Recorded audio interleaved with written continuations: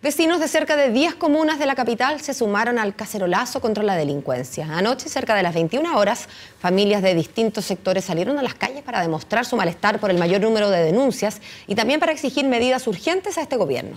Esa protesta también se replicó en otras ciudades como Viña del Mar, Chillán y Concepción. Conversamos más del tema de la delincuencia en términos generales que se ha tomado la agenda política por estos días con el ex subsecretario de Prevención del Delito, Cristóbal Lira. Gracias por estar con nosotros, bienvenido. ¿Qué tal, Muchas Cristóbal? gracias, Buen día. Paola, Sebastián, muy buenos días. Cristóbal, a su juicio, ¿qué es lo que está ocurriendo con el tema de la percepción de la seguridad ciudadana y de la delincuencia? Y le pregunto en particular por el tema de la percepción, porque según el gobierno, en términos estadísticos, no han habido grandes cambios desde el año anterior hasta la fecha. Bueno, yo diría que el gobierno comete un error grave, que es fijarse solamente en las denuncias policiales. Las denuncias policiales son un indicador muy bueno, pero a veces no, la gente no denuncia por falta de seguridad de que va a ocurrir algo. Confianza. Claro, cuando la confianza, cuando un 93% de los casos ni siquiera tiene un imputado conocido, lógicamente la gente dice, ¿para qué voy a ir a perder el tiempo? Entonces, es un indicador muy bueno, pero hay que verlo y observarlo con mucha cautela, diría yo, y con mucho profesionalismo, qué es lo que hay detrás de esa cifra. Aquí hay una sensación de impunidad, hay una sensación de temor que está clarísimo, porque nunca habíamos visto una manifestación como lo que ocurrió anoche, bastante generalizado a lo largo del país. Entonces, aquí no podemos taparnos los ojos. El gobierno en la anterior manifestación ya le bajó el perfil. Ahora espero que no lo haga y que sea realmente un llamado de atención de que este es el primer tema de la agenda. El tema, cuando una persona está con temor, cuando una población está con temor, se dejan de hacer muchas cosas, se pierde libertad. La gente no sale en la noche, no va a estudiar un vespertino, no sale a entretenerse. En fin, empieza a perder libertad, se empieza a enclaustrar en su hogar. Pero Cristóbal, yo revisaba unos datos que publicó el día lunes el Mercurio en base a un semáforo que realizó Paz Ciudadana, midiendo en 5 niveles, digamos, 5 grados de variación de determinados delitos respecto al primer trimestre del año 2014. Y de los delitos más comunes, digamos, solo el robo en lugar no habitado había subido de manera sustancial. Pero los delitos de mayor connotación social, por ejemplo, habían caído un 2,8%. Y si uno veía este semáforo, que era muy gráfico además, y veía los colores, en la mayoría de las comunas de Chile analizadas se había mantenido estable, relativamente estable, el número de delitos cometidos.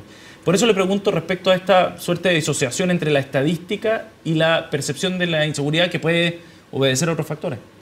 Bueno, por eso que la delincuencia hay que medirla por la victimización. Es decir, preguntarle a una familia si usted o algún miembro de su familia ha sido víctima de un delito. Y no por la denuncia que se está haciendo en las policías. Porque no necesariamente la denuncia va a reflejar lo que está ocurriendo realmente. Aquí la victimización bajó durante varios años, hasta el 2013. El 2014 prácticamente se mantuvo y hemos visto este 2015 realmente un crecimiento en el nivel de temor. Hemos sospechado, pero no tenemos una encuesta de victimización como por para supuesto, objetivar. Sospechamos por el índice de temor que tiene que haber un aumento importante en la victimización. Estamos viendo los delitos como más cerca, cada vez más cerca. El nivel de violencia mucho más agresivo, ¿no es cierto?, la gente que comete delitos. Entonces esto no es una cosa que uno pueda esconder la cabeza, sino que tiene que enfrentar el tema.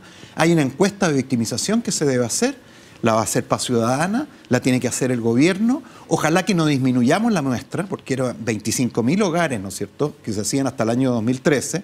En la última se bajó a 12.000, por lo tanto ya el índice de confianza también empieza a disminuir de una encuesta menor. No sé por qué lo hicieron realmente. Espero que retomemos eso, que era una política pública reconocida en toda Latinoamérica de lo exitosa para medir la delincuencia en nuestro país. Ojalá que no echemos a perder ese termómetro porque era muy bueno. Pero aquí yo noto con mucha simpleza cómo el gobierno enfrenta esto de que no hay que tomar atajo. Ayer escuchaba al subsecretario Alewi hablar de delincuencia, bastante relajado, ¿no es cierto? Muchas sonrisas por aquí y por allá, pero resulta que esto es un tema gravísimo, no es para sonrisa. No es para que cuando le pregunten del robo de vehículos, diga que andar en un vehículo robado no tiene pena. Esa ley cambió durante el gobierno del presidente Piñera. Le pusimos discusión inmediata y hoy día una persona que tiene en su poder un vehículo robado, está manejando un vehículo robado, tiene pena de cárcel. Es presidio menor en su grado máximo, de 3 años y un día 5 años. ¿Cómo puede ser que el subsecretario de Interior no sepa eso, digamos? ¿Cómo no se da cuenta que el robo de vehículos es la herramienta más fundamental que tiene la delincuencia para asaltar casas, para asaltar negocios? Es una herramienta que hay que cortar de inmediato. Había todo un plan de ponerle cámaras de detección de vehículos robados a todas las patrullas policiales.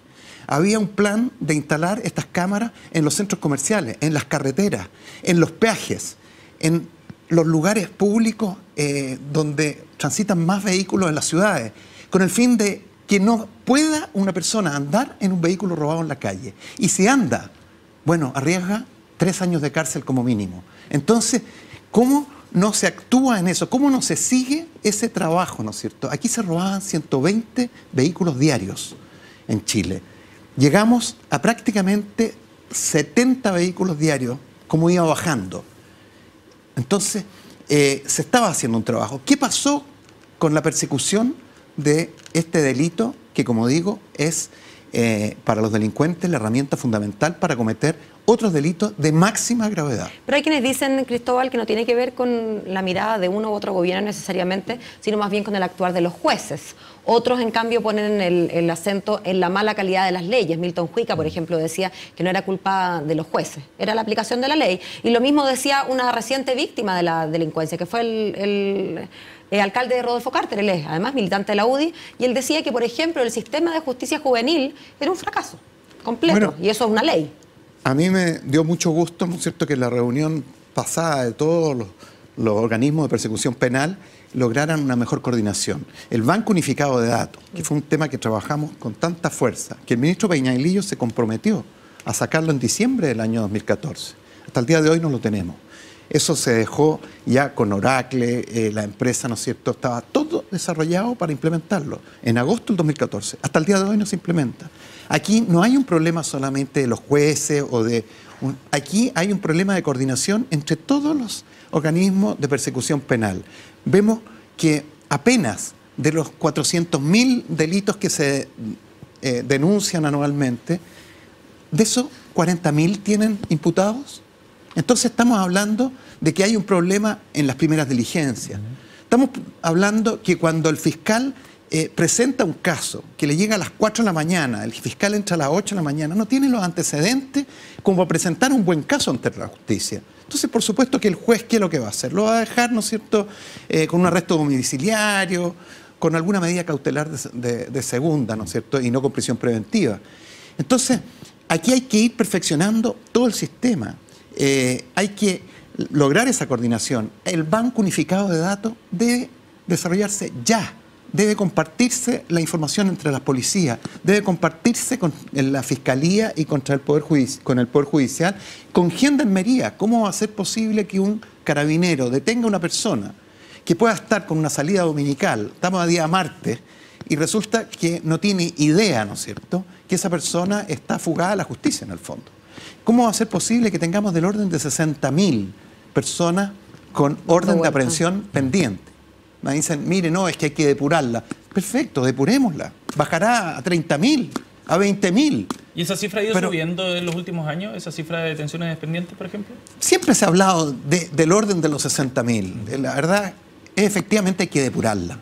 Pero de todas maneras, 20.000, 30.000, ¿no es cierto?, casos graves que están pendientes ahí y que no podemos hacer control de identidad porque los carabineros y las policías no tienen facultades, ¿no es cierto?, para pedirle el carnet de identidad a una persona que claramente está en un lugar donde se producen delitos con actitud sospechosa.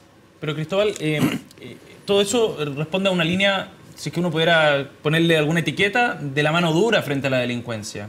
¿Es un camino ese conveniente? ¿Ha sido exitoso ese camino? Bueno, uno de los caminos, lo primero es que la gente que cometa delito sepa que va a pagar por ese delito que comete. Y no como está ocurriendo hoy día, que una persona comete un delito y sabe que las posibilidades de que pague por ese delito son ínfimas. Por lo tanto, es un incentivo a cometer delitos. Esa es la primera cosa. No es que la persecución sea lo más importante.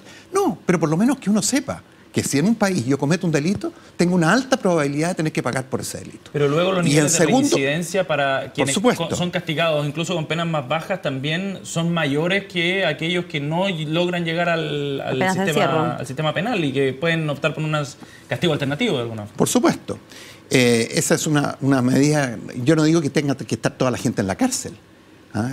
Ustedes vieron, ¿no es cierto?, lo que le pasó al caso de Vidal, ¿no es cierto?, el futbolista, tuvo que hacer clases, ¿no es cierto? Yo me imagino, ¿cuánto habrá aprendido él de esas charlas que tuvo que dar, ¿no es cierto?, en San Bernardo? Mucho. Entonces es muy importante. Si yo no digo que tenga que ir todos a la cárcel, pero hay penas alternativas que se pongan a pintar las plazas, a arreglar, ¿no es cierto?, a arreglar jardines, etcétera, pero que tengan que pagar, que uno sepa que comete un delito y lo paga. Esa persecución tiene que mejorar. Pero a su vez, si tenemos, ¿no es cierto?, del orden de 55.000 personas detenidas en las cárceles y salen del orden de 20.000 al año, por supuesto que el índice hoy día de reincidencia de esa gente es, yo le diría, muy cercano al 100%.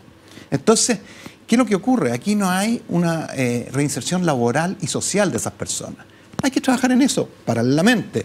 Por supuesto que los niños, los 90.000 niños que caen en el programa de Carabineros, por primera vez tocan, ¿no es cierto?, una comisaría, de los cuales hay la mitad vulnerados de derechos y la otra mitad aproximadamente infractores de ley. Hay que actuar sobre ello. Hay un programa de Carabineros que le informa, ¿no es cierto?, a las municipalidades de su comuna, ¿no es cierto? Todos estos niños llegaron anoche a la comisaría. Entonces hay que pescarlo y actuarlo. Ahí está la terapia multisistémica que trajimos especialmente para esos niños. Cara. Que es carísima, pero es la más barata en el largo plazo. Entonces, y también están todos los problemas que hay que mejorar en la educación, ¿no es cierto?, y respecto de cómo trabajar el tema de delincuencia, por supuesto. Yo no digo que haya que hacer solamente la persecución penal. Hay que trabajar en todos los ámbitos en forma paralela. De eso se trata si queremos realmente bajar la delincuencia, si queremos darle más tranquilidad y seguridad a la gente y no quitarle libertad como se le está quitando hoy día. Cristóbal Lira, muchas gracias por acompañarnos de Mañana en Directo. Muchas gracias a ustedes. Buen día.